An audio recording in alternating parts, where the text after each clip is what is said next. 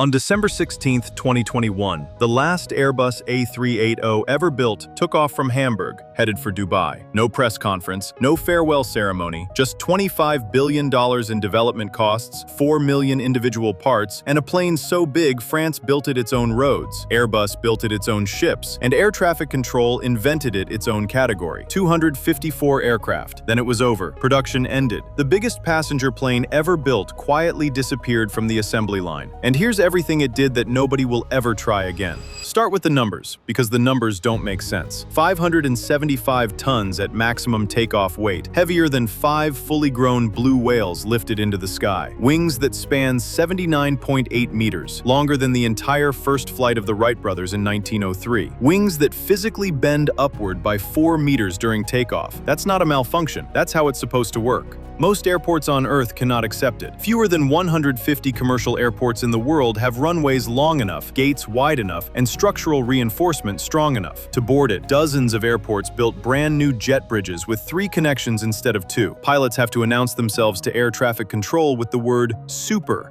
attached to their call sign. Because the A380 has its own wake turbulence category, invented specifically because it didn't fit any of the existing ones. 22 wheels, 4 more than the Boeing 747, 320,000 liters of fuel across 11 separate tanks, roughly the volume of a backyard swimming pool. 40% of the takeoff weight is just fuel. The Airbus A380 isn't a plane, it's a flying ship that pretends to be a plane.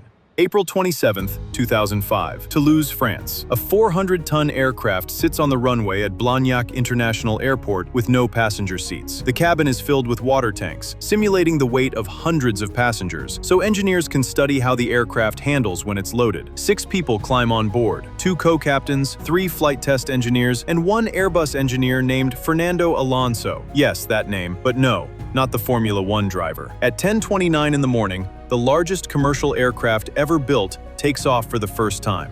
For 3 hours and 54 minutes, they circled the Pyrenees Mountains and the Atlantic coast. When they landed, one of the test pilots, Jacques Rosé, was asked what it was like to fly the biggest plane in the world. His answer was 4 words: you pilot it like a bicycle, a 400-ton bicycle. But here's the thing that shouldn't have worked. 1 year later, Airbus put a full-size A380 wing on a static test rig in Toulouse and started bending it. They needed to prove it could handle 1.5 times the maximum load it would ever see in flight. The wing held. It bent 4 meters, 5, 6, 7.4 meters of deflection at the tip, about the height of a 2-story house. Then it snapped at approximately 1.45 times limit load, 3% under the target. Airbus didn't need to repeat the test. The math was that close. Once it was in the sky, the strangeness got worse. The A380 was so big the global aviation system had to invent new rules for it. When a plane flies through the air, it leaves invisible vortices behind it, like the wake of a boat. The bigger the plane, the more dangerous the wake for whatever's flying behind. Before 2005, aviation had 3 categories: light, medium, and heavy. Then the A380 showed up. ICAO had to invent a 4th, called super. For years, only 1 commercial passenger plane in the world fell into that category.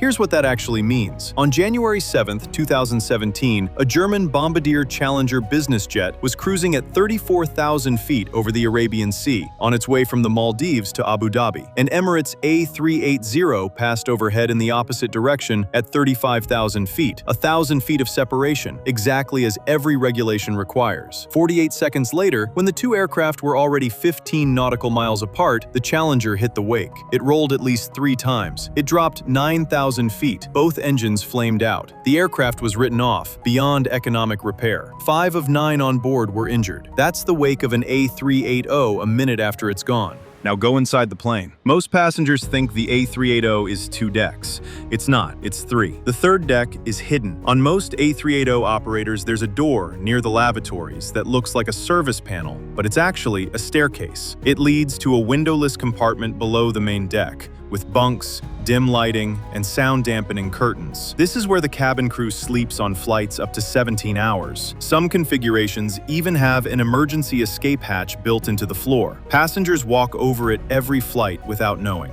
Then there's the silence. The A380 is the quietest wide-body jet ever built. Cabin noise around 69.5 decibels. Quieter than the 787. Quieter than the A350. So quiet that pilots in their rest area couldn't sleep. Every cough, every crying baby reached them clearly. The biggest plane in the world had a problem with being too peaceful. The strangest thing about the A380 isn't how it flies, it's how it gets built. Because the A380 is so large that no single part of it can be moved by a normal aircraft. Not even by the special aircraft Airbus had already built to transport plane parts. Airbus has a fleet of weird, bulbous cargo planes called belugas, built specifically to ferry oversized components across Europe. The only piece of an A380 small enough to fit inside a beluga is the vertical tail fin. Everything else has to go by sea. So Airbus built its own ships, 3 custom roll-on, roll-off vessels that exist for one purpose: transporting A380 components across the ocean. The wings come from Wales, the tail from Spain, the fuselage from Germany and France. 6 massive pieces, 4 countries, all converging on a single port in southwest France. But the strangest part is the last leg. From the port, the parts still have 240 kilometers to go to reach final assembly in Toulouse. So the French government built a road, a dedicated route called the Itinéraire à grand gabarit. They widened bridges, raised power lines, rerouted villages. The convoy crawls through tiny French towns at night with police escorts, scraping past houses with inches of clearance. 2 full nights to cover the distance. France built a 240-kilometer road for a single airplane. Everything we've talked about was theoretical until November 4th, 2010. That's when the A380's strangest moment happened, above Indonesia at 7,000 feet. Qantas Flight 32, London to Sydney via Singapore, 440 passengers, 29 crew. 4 minutes after takeoff from Changi Airport, the flight crew heard 2 loud bangs. Engine number 2 had exploded. Not a soft failure, an uncontained failure. The turbine disc had ripped itself apart and fired chunks of metal through the wing, through the fuselage, through the fuel tank, through the hydraulic lines. Almost every major system on the aircraft was damaged. Captain Richard de Crespigny was facing hundreds of cascading failure messages. The flight controls were degraded. 2 of the other 3 engines went into limp mode. Fuel was leaking from a burning wing. By pure luck, there were 5 pilots on the flight deck that morning instead of the usual 3. De Crespigny was being route checked by Czech Captain Harry Wubin, who was himself being trained by Senior Czech Captain David Evans. First Officer Matt Hicks and Second Officer Mark Johnson